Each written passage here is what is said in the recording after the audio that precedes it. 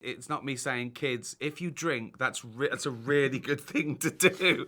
I do this joke, right? I go out and I go, I just want to say I've been sober for 18 years. And they all clap, and I go, it was the first 18 years. I've been pissed ever since. It's a weird morality. Have him shoot his face off, but don't swear. That's a really strange rule.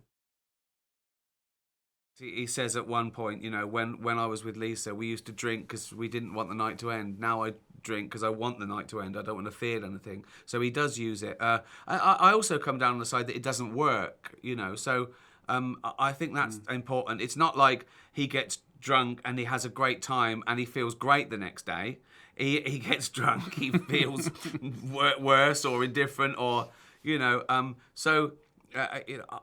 Again, I don't think it's like, it's not me saying, kids, if you drink, that's a really good thing to do. Even younger viewers will recognise it's still a big part of the culture. It's still a big part of what people do to try, you know, and possibly fail to deal with their problems. It's still the way that people try and, you know. And I think it was important that I didn't make it like it was a cool thing to do.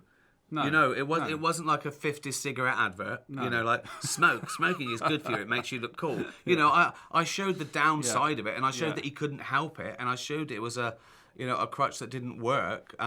So I don't know what they think of it, but I think they'll get it. I think they'll go, oh, I get it. I get why. You know, and even if you don't drink yourself, or it's still there. You see it everywhere in real life, and I bet everyone in their family's got a drinker to some degree. This is Britain, you know. We drink. You know. I made a joke once live that made it into the paper around Christmas Day and made it look really bad. I do this joke, right? I go out and I go, I just want to say I've been sober for 18 years. And they all clap, and I go, it was the first 18 years. I've been pissed ever since, right? And the papers reported that like it was real. Right. Gervais admits he's been...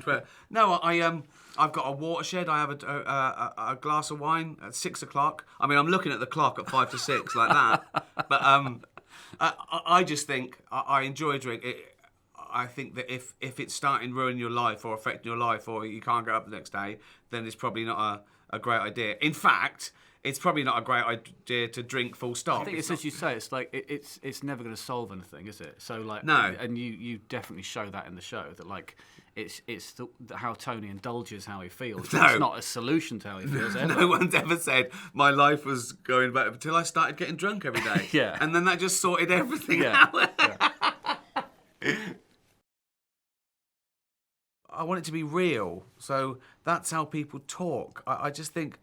If you watched a day in the life of anyone and you didn't hear a swear word, that's weird. That's something wrong with that. And they're just ordinary people. So but I did notice some people saying that he uses the C word a lot. So I put that in to a discussion in I think is it Ep 4 where we discuss the use of the C word, and there's a nice little plot line. But yes, I'm all for it. I think it's a really good way to characterise as well, because I mean it is quite interesting that your character's very very happy to use any word that you want, and then slightly more buttoned up characters like me will be much more careful. And I think that's also very real. Like people have use these things differently, don't they?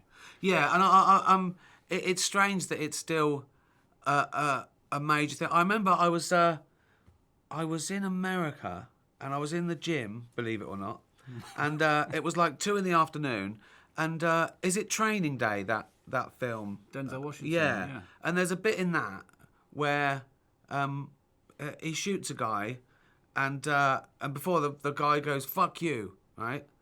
And in this, because it was on telly, right? The guy go, "Forget you," right? They dubbed it "Forget you," but then they still shot him in the heart. So we had to bleep the swear word, but we'd have the bullet going into someone's chest and killing them. It's a weird morality. Have him shoot his face off, but don't swear. That's a really strange rule. I think it's funny, and I think it's expressive, and I think it's just as important a word as they all are. They're all words in the English language. I don't even think about it really. But I sometimes do use it for punctuation in stand-up or whatever. But and in my own life, sometimes you want to show. It helps show people how you're feeling.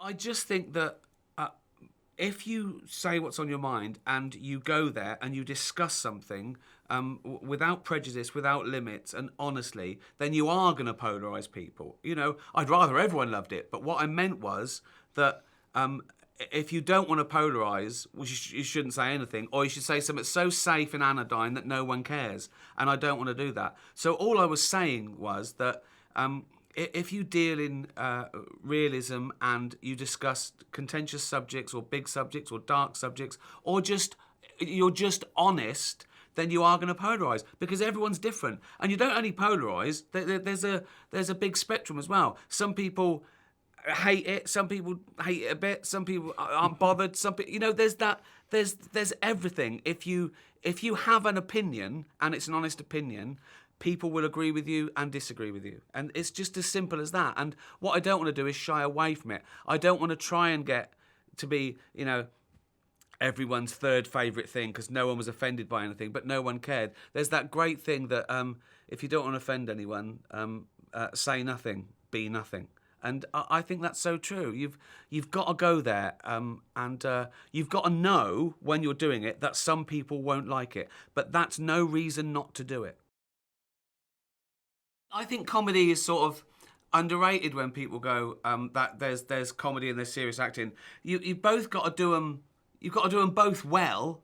You know what I mean? And a lot of these people in this, they're comedians, but they're also serious actors. And I think comedians, you know, can make serious actors as well, because they've thought about it. And all you have to do is study real life and go, would this happen? Is that real or not? And I don't think it matters whether you're trying to be funny or sad or serious. It's just a form of acting, you know. I suppose I learnt that everyone's grieving. I suppose, you know, the people would come up to me after the first season and tell me they'd lost someone, and soon you realise that everyone is grieving, and so I suppose it's made me more conscious of that, and I think it's made me think that you don't know what someone's going through, so you better give them the benefit of the doubt. You never know what they're going through. You know, if someone walks in front of you or cuts you up, you don't know if they're going to the hospital or whatever. So I just think you take a beat and think they might be going through a really bad thing at the moment.